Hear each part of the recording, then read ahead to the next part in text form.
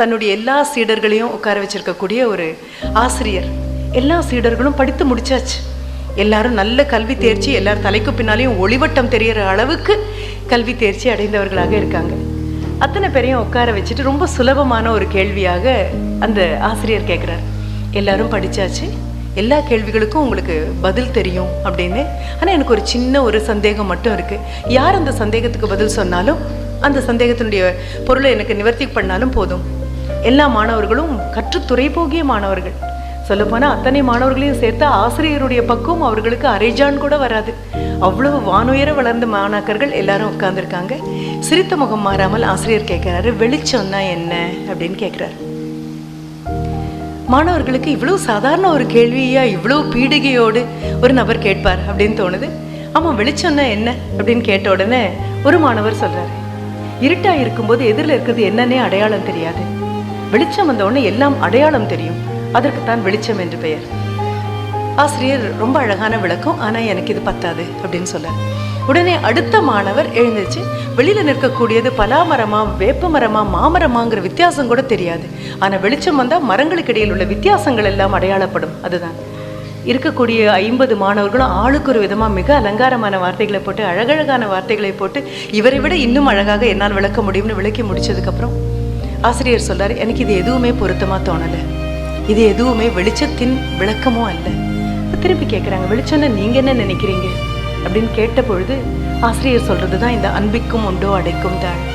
அண்ணல் காந்தியும் அதை மட்டுமே தான் திருப்பி திருப்பி சொன்னது. வெளிச்சம் அப்படின்னு சொன்னா எதிரில் இருக்கக்கூடிய முன்பின் அறிமுகம் இல்லாத, முகம் தெரியாத, முகவரி தெரியாத, பெயர் தெரியாத, மதம் தெரியாத, ஜாதி தெரியாத, மொழி தெரியாத, எதுவுமே தெரியாத என்னுடைய சக ஜீவனை பார்க்கும் பொழுது இது என் சகோதரன் அப்படின்னு உள்ளுக்குள்ள ஒரு வெளிச்சம் வெட்டுனா மட்டும்தான் அது வெளிச்சம். எப்பொழுது மனதிற்குள் அந்த வெளிச்சம் வெட்டவில்லையோ அப்ப எத்தனை கல்விமானாக இருந்தாலும் உங்களால் கல்வி வெளிச்சம் பெற முடியாது. ஆசிரியர் சொன்ன அதே தான் அண்ணல் காந்தி மீண்டும் மீண்டும் சொன்னது. ஆசிரியர் சொன்ன அதே தான் வள்ளுவன் சொன்னது. நீங்க ஒவ்வொன்றாக எடுத்துட்டு வாங்க. சபுகோ சன்மதி தே பகவான் அப்படின்னு கேட்கும் பொழுதே எல்லோரும் இன்புற்றிருப்பதல்லால் வேறொன்றறியேன் பராபரமே அப்படின்னு சொன்ன வார்த்தையாகட்டும், அல்லது சர்வஜனோ சுகினோ பவந்து எல்லோரும் நன்றாக இருக்கட்டும் இறைவா அப்படின்னு சொன்னதாகட்டும், அத்தனையும் இந்த வெளிச்சத்துக்குள்ள வந்து உட்காரக்கூடிய விஷயம். எதிரில் வரக்கூடிய நபர் ஆணா பெண்ணாங்கிற வித்தியாசம் தெரியாது, வயது போனவரா இல்லை இளைஞராங்கிற வித்தியாசம் தெரியாது, உறவினராங்கிற வித்தியாசம் தெரியாது. ஏன்னா அது சொல்லுவோம், அன்பு அப்படின்னு வரும்பொழுது அடையாளம் தெரியாத நபர்கள் கிட்ட கூட பெருக்கெடுத்து வரக்கூடியது. உங்களுக்கு தெரிந்த நபர்கள் கிட்ட வரக்கூடியதை நீங்க பாசம்னு சொல்லலாம், நேசம்னு சொல்லலாம், நட்புன்னு சொல்லலாம், கனிவுன்னு சொல்லலாம். அதற்கு என்ன வேணாலும் பெயர் கொடுக்கலாம். இன்னொரு சகஜீவியை பார்க்கும் பொழுது என்னால் கட்டுக்கடங்காமல் என் மனதில் பொங்கி வரக்கூடிய ஒரு விஷயத்தை அன்பு அப்படின்னா அதுதான் அகவெளிச்சம். இந்த அகவெளிச்சத்திற்கு கல்வி தேவையில்லை, இந்த அகவெளிச்சத்திற்கு பட்டங்கள் தேவையில்லை, இந்த அகவெளிச்சத்திற்கு பெருமைகள் தேவையில்லை, இந்த அகவெளிச்சத்திற்கு சிறுமைகள் தேவையில்லை, இந்த அகவெளிச்சத்திற்கு கைத்தட்டல்கள் தேவையில்லை, இந்த அகவெளிச்சத்துக்கு புகார்கள் தேவையில்லை, புலம்பல்கள் தேவையில்லை, எதுவுமே கிடையாது. இந்த அகவெளிச்சம் உள்ள நபர்களை பார்த்தீங்கன்னா பெரும்பாலும் தனக்குத்தானே மென்மையாக சிரித்து கொண்டு பார்க்குற எல்லார்கிட்டையும் அவங்களுக்கு ஒரு சிரிப்பு இருக்கும். இந்த சிரிப்பு திரும்பி வருமானு கூட தெரியாம அந்த சிரிப்பு போயிட்டே இருக்கும். இதுக்கு கூட சொல்லுவாங்க, அந்த ஒரு ஆசிரியர் பின்னால வந்த மாணவர்கள் எப்பொழுதுமே பார்ப்பார்களாம், எப்பொழுதும் ஒரு புன்சிரிப்போட, எப்பொழுதும் ஒரு சந்தோஷத்தோட அந்த ஆசிரியர் போற மாதிரி தோணுமா. எதிரில் வரக்கூடிய அந்த ஆசிரியர் சாராத, அவரிடம் பாடம் படிக்கக்கூடிய வாய்ப்பு கிடைக்காத மற்ற மாணவர்களும் மற்ற ஆசிரியர்களும் பொறாமையின் மிகுதியால் கூட என்ன பண்ணுவாங்களா, இவரை கிண்டல் பண்ணுவாங்களாம், கேலி பண்ணுவாங்களாம், காதுபட கிண்டல் பண்ணுவாங்களாம், காதுபட கேலி பண்ணுவாங்களாம். போனதுக்கு அப்புறம் முதுகு பின்னால் இருக்கக்கூடிய கிண்டலையும் கேலியும் நம்ம பொருட்படுத்த வேண்டாம், முன்னாலேயே நின்று காதுபட கிண்டல் கேலி, இந்த கேலியும் கிண்டலும் போகும்பொழுது கூட மறக்காம சிரிச்சுட்டே வருவார். மாணவர்களுக்கு ரொம்ப வருத்தமாக இருக்கும், என்ன கொஞ்சம் கூட இவர் உணரவே மாட்டேங்கிறாரு, எதிரில் வரவங்க கேலி பண்ணுறாங்க, எதிரில் வரவங்க கிண்டல் பண்ணுறாங்க, கேவலமாக பேசுகிறாங்க, அது பின்னால் வந்து இருக்கக்கூடிய எங்களுக்கு எவ்வளோ பாதகமாக இருக்குது, எங்களுக்கு எவ்வளோ வருத்தமாக இருக்குது அப்படின்னு நினைக்கும் பொழுது ஒரு நாளைக்கு பொறுக்க முடியாமல் இதுவே பழக்கமாக போச்சு. கேலிக்கும் கிண்டலுக்கும் உங்களுக்கு எந்த விதமான உணர்வு மாற்றமும் இல்லை அப்படிங்கும்போது தலைமை மாணவன் ஒரு நாளைக்கு தனியாக அவர்கிட்ட கேட்குறாரு, என்ன இத்தனை கேலி பண்ணுறாங்க, இத்தனை கிண்டல் பண்ணுறாங்க, உங்களுக்கு கொஞ்சம் கூட தோணவே தோணாதா, அது மனதை காயப்படுத்தவே காயப்படுத்தாதா, எல்லாரை பார்த்தும் மறுபடியும் புன்னகையோட சிரித்து சிரித்து மறுபடியும் அவங்கள வாழ்த்திட்டு போயிட்டே இருக்கீங்க, அந்த வாழ்த்துக்கு அவங்க தகுதியான்னு பார்க்க வேண்டாமா, பாத்திரம் மருந்தல்லவா பிச்சையிட வேண்டும் அப்படின்னு. பிச்சை வேணா பாத்திரம் மருந்து இடலாம், அன்புக்கு பாத்திரங்கள் எல்லாம் கிடையாது, அன்பே பெரிய பாத்திரம் தான். அது எத்தனை வாங்கினாலும் இன்னும் இன்னும் நிறைய நிறைய இன்னும் வேணும் பெரிய ஆசையோட உட்கார்ந்து இருக்கக்கூடியது அன்புங்கிற மிகப்பெரிய பாத்திரம். நாம் அன்பை பிச்சையிடுறதா நினைக்கிறோம், அன்பு பிச்சை பாத்திரம் இல்லை, அன்பு அக்ஷய பாத்திரம். அந்த அக்ஷய பாத்திரத்துக்கு கொடுக்கத்தான் தெரியுமே தவிர யாரிடமும் கை நீட்டி பிச்சை எடுக்க தெரியாது. இப்போ மாணவர்கள் அந்த தலைமை மாணவன் ஆசிரியரிடம் வந்து கேட்கும்போது எல்லாரும் சொல்லும்போது உங்கள் மாணாக்கராகலே எங்களுக்கு ரொம்ப கௌரவ குறைச்சலாக இருக்குது, மனது மிகவும் வருத்தப்படுகிறது அப்படின்ன போது ஆசிரியர் மாணவனை பக்கத்தில் அழைச்சி அவன் உள்ளங்கையை தாங்கி வாங்கி தன் உள்ளங்கையில் புதிந்து கொண்டு கண்ணுக்குள்ளே பார்த்து சொன்னாராம், அவங்கக்கிட்ட இருக்கிறத அவங்க கொடுக்குறாங்க, எங்கிட்ட இருக்கிறத மட்டும்தானே என்னால் கொடுக்க முடியும். எங்கிட்ட நல்லெண்ணங்களும் வாழ்த்துக்களும் எல்லாரும் நல்லா இருக்கக்கூடியது எண்ணங்கள் எங்கிட்ட அதிகமாக இருந்ததுன்னா அதை மட்டும்தான் கொடுக்க முடியும். இப்போ நான் பேசக்கூடிய பேச்சு ஏமாற்றோ அப்படின்னு உங்களுக்கு தோணலாம், இப்படியெல்லாம் இருந்தால் உலகத்தில் வாழ முடியாது அப்படின்னு. இப்படியெல்லாம் இருந்தும் வாழ்ந்தவர்கள் இருக்கிறார்கள். இப்படியெல்லாம் இருந்தும் மிகப்பெரிய சாதனைகளை செய்தவர்கள் இருக்கிறார்கள். யாரையும் கடிந்து கொள்ளாமல், வன் சொல்லாமல், கேவலப்படுத்தாமல், குற்றப்படுத்தாமல், கையில் இருக்கக்கூடிய நகங்களால் கீறி மனதில் இரத்த காயம் வரவிடாமல், தன்னுடைய இன்சொல்லாலையும் நன்சொல்லாலையும் மீண்டும் மீண்டும் ஆறுதல் அளித்துட்டு போன ஔடதங்களாக மனநோய்க்கு மாமருந்தாக வாழ்ந்தவர்கள் அத்தனை பேரும் இந்த பூமியில கால் பதிச்சு காலை ஊனி போட்ட விதைகள் மாதிரி ஆகாயத்துக்கும் பூமிக்கும் காலம் கடந்து விருட்சங்களாக இன்றும் நின்று கொண்டுதான் இருக்கிறார்கள். அவர்களுடைய நினைவைத்தான் நம்ம மீண்டும் மீண்டும் கைதட்டி போராடுறோம். ஏன்னா இவையெல்லாம் சத்தியங்கள். நாம் எப்பொழுதும் நம்பக்கூடிய ஒரு விஷயம், அன்பு காட்டுவது சத்தியம். திருப்பி வரக்கூடியது என்னவாக இருந்தாலும் அன்பு காட்டுவது சத்தியம். ஒரு அன்னை தெரசாவின் அன்பின் மிகுதியை அது நோய்வாய்ப்பட்டவர்களுக்கு பக்கத்தில் போய் நின்னதனுடையதாக பார்க்க முடியும். நீங்கள் கேட்கலாம், அவர்கள் எல்லாம் மகாத்மார்கள், ஒரு டெய்லி பேஸில் வாழக்கூடிய எனக்கு, அன்றாடம் வாழக்கூடிய எனக்கு இந்த அன்பு கட்டுப்படியாகுமா? கட்டுப்படியாகும். ஆனால் நம்ம கண்ணு பார்க்க உடனடியாக இதற்கு தீர்வு கிடைக்குமானா கண்டிப்பாக கிடைக்காது. ஏன்னா நீங்கள் போடக்கூடிய விதை நாளை முளைக்கக்கூடிய ஒரு காளான் அல்ல, இல்லை யாருமே விதை தூமால் முளைத்த முள்ளல், ஒரு புல்லல்ல. இந்த விதை ரொம்ப ஆழமாக ஓட வேண்டியது. இந்த விதையை போட்டு மூடினதுக்கப்புறம் 10 நாள் பக்கத்தில் உட்கார்ந்துருந்தாலும் மண்ணில் ஒரு சின்ன கீரல் கூட வராது, அந்த கீரல் விரிவாக அடையாது, அதற்கிடையிலிருந்து ஒரு பச்சை புல்நுனி கூட உங்கள் கண்ணுக்கு தெரியாது. இது காலம் காலமாக இறைவனும் இயற்கையும் கைகோத்து கொண்டு போடக்கூடிய ஒரு விதை. ரொம்ப ஆழமாக வேர் விட்டு போகக்கூடியது இந்த அன்பு. இதனால்தான் சொல்லுவாங்க, உலகத்தில் உள்ள நல்ல குணங்கள் எல்லாம் அது அன்பாக, மனிதனுடைய நல்ல குணங்களும் மனிதனுடைய அல்ல குணங்களும், நான் தீய குணங்கள்னு சொல்லவே இல்லை. வள்ளுவனும் சொல்லலாம், ரொம்ப அழகாக சொல்கிறான், பிறர்க்கின்னா முற்பகல் செய்யும் தமர்க்கின்னா பிற்பகல் எப்படி வரும்னு கேட்குறான். தானே வரும், நீ கூப்பிடக்கூட வேண்டாம். அதான் இன்விடேஷன் வச்சாச்சு. மிரட்டி சொல்லக்கூடிய அந்த பாங்கு. தீயவை தீய பயத்தலால் தீயவை தீயினும் அஞ்சப்படும். எப்படி மிரட்டுறான் பாருங்க. ஐயோ தப்பு பண்ணாதேப்பா, பண்ணினா அது நெருப்பை விட மோசமாக போயிடும். அப்புறம் மறந்தும் பிறன் கேடு சூழற்க, அண்ணல் சொன்னதுலேருந்து அத்தனை பேரும் அதுதான். மறந்தியா கூட பிறன் கேடு சூழற்க. யோசிச்சிடாதேமா. சூழின் மேலே ஒருத்தன் பார்த்துட்டு இருக்கானே, அறம் சூழும் சூழ்ந்தவன் கேடு. அன்பு அரணோடு சேர்ந்து வரக்கூடியது. அன்பு ரொம்ப ரொம்ப விசுரூபிக்கக்கூடிய ஒன்று. அதனால உலகத்தில் உள்ள எல்லா மனிதர்களுடைய நல்ல குணங்களையும் அல்லாத குணங்களையும் ஒன்றாக சேர்த்து ஒரு அசிரீரி ஒரு நாள் காலையில் கூப்பிட்டு சொல்லிதான், மனிதர்களுக்குள்ளேயே உட்கார்ந்துருக்கீங்க. கருணை உட்கார்ந்துருக்கு, கோபம் உட்கார்ந்துருக்கு, பொறுமை உட்கார்ந்துருக்கு, பொறாமை உட்கார்ந்துருக்கு, காலம் தவறாமை உட்கார்ந்துருக்கு, காலம் கருதாமை உட்கார்ந்துருக்கு, எல்லாம் உட்கார்ந்துட்டு இருக்கு.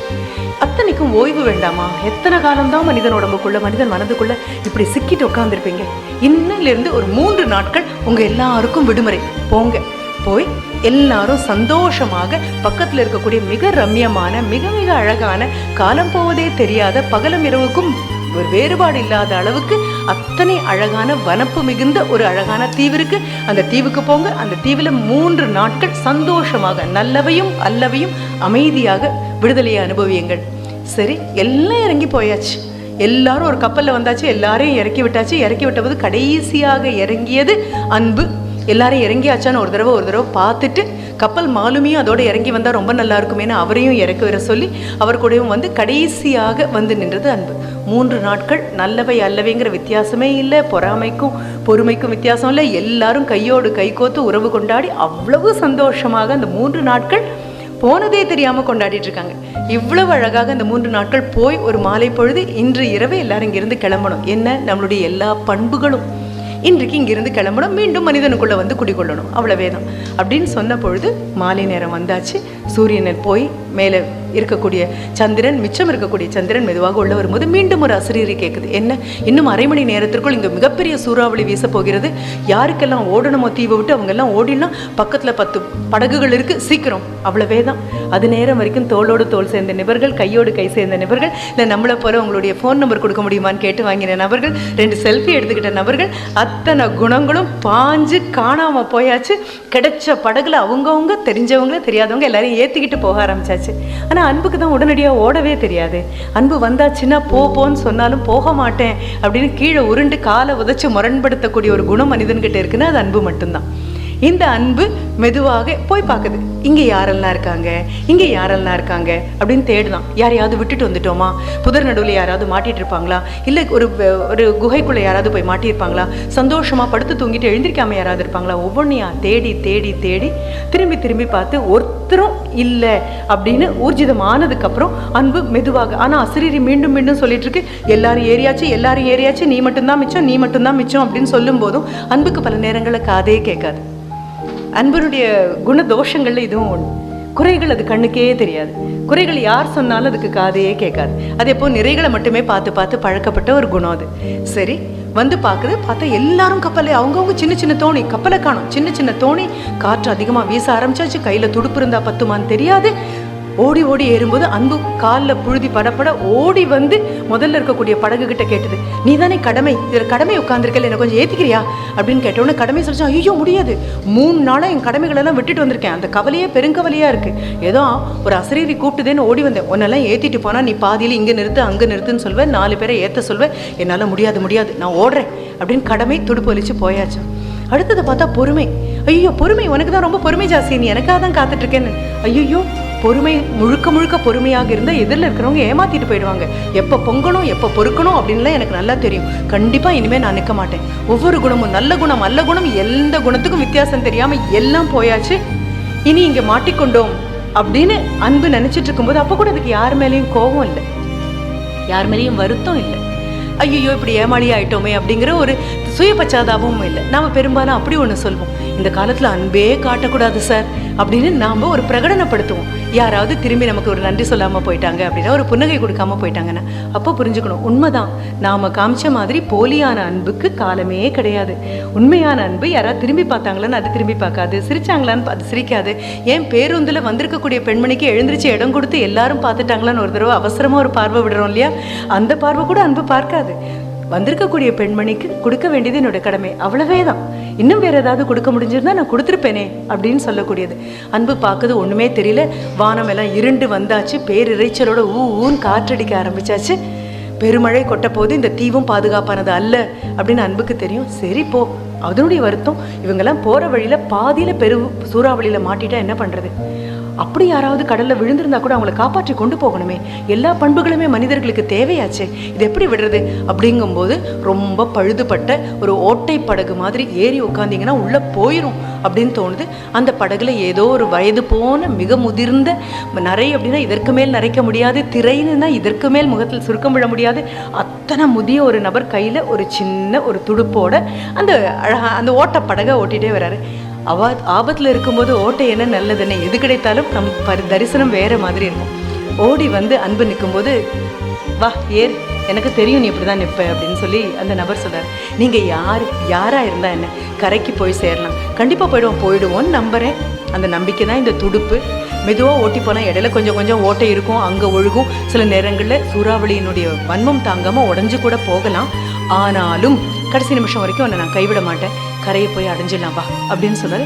மறுபடியும் அன்பு கேட்குது, யாருப்பா நீங்கள், எல்லாரும் விட்டுட்டு ஓடினாங்க, பொறுமை என்னுடைய குணம் நினச்சேன், பொறுமை விட்டுட்டு போயிடுச்சு, பொறுப்பு என்னுடைய குணம் நினச்சேன், பொறுப்பு விட்டுட்டு போயிடுச்சு, காலம் தவறாமல் என்னுடைய குணம் நினச்சேன், காலம் தவறாமல் விட்டுட்டு போயிடுச்சு, நான் எதெல்லாம் என்னுடைய வெளிப்பாடுன்னு நினச்சேனோ எதுவுமே இல்லை, சுத்தமாக போகிற போக்கில் ஓடுற ஓட்டத்தில் என் நிழலை கூட உருவிட்டு போயாச்சு, அன்பின் நிழல்களாக இருந்த எல்லா குணங்களும் போயாச்சு, நீ யாரு, வா முதல்ல போய் சேரலாம், பத்திரமான இடத்தை போய் அடையலாம், அதுக்கடையில் நான் வாக்குறுதிகள் கொடுக்கல. ரொம்ப கஷ்டப்பட்டு மெதுவாக இந்த ஓட்டை படகுல தண்ணீர் வர உள்ளங்கையால் எடுத்து அதை வெளியில் போட்டு ஒரு விதம் போய் ஒரு கரையை சேர்ந்ததுக்கப்புறம் மெதுவாக காலை வைத்து அன்பு இறங்கிட்டு அந்த கூட்டிகிட்டு வந்த அந்த மிக முதிய அந்த சகஜீவி கிட்ட கேட்டுதான், இப்போவா அது சொல்லக்கூடாதா நீங்கள் யாருன்னு. அப்போது அந்த துடுப்பை வலிச்சு வந்த அந்த நபர் அன்பனுடைய கையை பிடிச்சிட்டு சொன்னாராம், என் பேர் காலம், நான் தான் காலம். காலம்தான் அன்பினுடைய ஆழத்தை எப்பொழுதுமே வெளிப்படுத்தக்கூடியது. அவசரமாக ஓடக்கூடியவர்களுக்கு அன்பு கண்டிப்பாக கண்ணுக்கு தெரியாது, யாருக்கும் தெரியாது. கருணை அன்பினுடைய வெளிப்பாடுன்னு சொல்லுவோம், கிடைச்ச உடனே அது ஓடி போயிடலாம். பொறுமை அன்பின் வெளிப்பாடுன்னு சொல்லுவோம், அதுவும் கிடைத்த நிமிடம் ஓடி போயிடலாம். எதெல்லாம் நல்ல குணம் நல்ல குணம் நல்ல குணம் நீங்களும் நானும் நினைக்கிறோமோ அந்த குணங்களெல்லாம் நீங்களும் நானும் அன்பின் வெளிப்பாடாக நினைப்பது மட்டும்தானே தவிர அவை அன்பு அல்ல. அன்பு வெளிப்படும் பொழுது தன்னுடைய தன்மையை மட்டும்தான் காட்டி வெளிப்படுத்துமே தவிர வேற எதையும் காட்டாது. அன்றாட வாழ்க்கையில் அன்பை கொண்டு வரலாம் அப்படின்னா இன்றைய தினம் எல்லாராலும் ஆசீர்வதிக்கப்பட்ட அமைதியான இந்த நாள், உள்ளும் புறமும் அமைதி இருக்கக்கூடிய இன்னைக்கு ஒரு சின்ன உத்தரவாதம் நாம் எடுத்துக்கலாம். நமக்கு கட்டுப்படி ஆகும், நம்மளால முடியும். இப்போ நம்மளால முடியல அப்படின்னா எப்பவுமே முடியாமல் போயிடுமோன்னு ஒரு பயம் இருக்கு. என்ன, எல்லாரை பார்த்தும் நமக்கு ஒரு புன்சிரிப்பு பத்திரமா வைத்துக்கொள்ள முடியும். எல்லாரை பார்த்தும் ஒரு புன்சிரிப்பு திருப்பி கிடைக்கலன்னா ரொம்ப நல்லது, ரொம்ப நல்லது. கொடுத்ததெல்லாம் திருப்பி கிடைச்சா யார் தூக்கிட்டு போறது? ஒரு அன்பான ஒரு சிரிப்பை கொடுத்துட்டு போங்க, பார்க்கறதுக்கு அசப்பல முட்டாள் மாதிரி தோணும். ஆனாலும் அதையும் தாண்டி ஒரு முழுக்கு போட்டு நிமிர்ந்து சிரிக்கிறது தான் சந்தோஷம். வாழ்க்கை இப்படி தான் இருக்கும். இந்த வாழ்க்கையை செம்மைப்படுத்தக்கூடிய அழகான மந்திரச்சாவி உங்க ஒவ்வொருத்தர் கையிலையும் இருக்கு. பாக்கியம் பெற்றவர்கள் கையில ஒரு சாவி இருக்கும், மிக பாக்கியம் பெற்றவர்கள் கையில சாவி கொத்தே இருக்கும். இந்த சாவி கொத்து எல்லா மனங்களையும் திறக்கும். ஒரு நன்றி அழகாக மனங்களை திறக்கும். ஒரு மன்னித்து கொள்ளுங்கள்னு சொல்றது மிக அழகாக மனங்களை திறக்கும். ஒரு வணக்கம் மிக அழகாக மனங்களை திறக்கும். இந்த அன்புக்கும் உண்டோ அடைக்கும் தாழ் என்னைக்கோ எழுதுனதுன்னு நான் சொல்லாமல் ஒரு சின்ன நர்சரி ரைமையும் சொல்லிட்டு இதை முடிச்சுக்கிறேன். இது என்னப்பா ரொம்ப குழந்தைத்தனமாக இருக்கே அப்படின்னு. குழந்தைத்தனமாக இருக்கிறது தான் இப்போ கஷ்டமான காரியமாக இருக்குது. கலகலன்னு சிரிக்கிறது தான் நமக்கு முடியாததாக இருக்குது. பலூனை விட்டுட்டு அதையே அண்ணாந்து பார்த்துருக்கக்கூடிய குழந்தை மாதிரி நமக்கு பார்க்கறதுக்கு பரவச மூட்டை எதுவுமே இல்லை. ஒரு சின்ன நர்சரி ரைம் எல்லாமே கொடுமையான விஷயங்களே சொல்கிறதாகவே நம்ம பார்த்துருப்போம். ஆனால் இந்த நர்சரி ரைம் ரொம்ப அழகாக இருக்கும். Heart like doors will open with ease. மனம் கதவை போல மிக சுலபமாக திறந்து கொள்ளும். எதற்கு தெரியுமா? To very very tiny keys. குட்டி குட்டியான சாவிகளுக்கு இந்த மனம் பட்டுன்னு திறந்துக்குமா. 2 of them are I thank you and if you please. யார்கிட்ட வந்து நிற்கும் போது ஒரு நன்றியும் ஒரு தயவு செய்தும் சேர்த்து பாருங்களேன், மனம் பளிச்சுன்னு திறந்துக்குமா. இனி மனம் திறக்கிற மார்க்கம் இருக்குமான்னு பார்க்கலாம். நன்றி, வணக்கம்.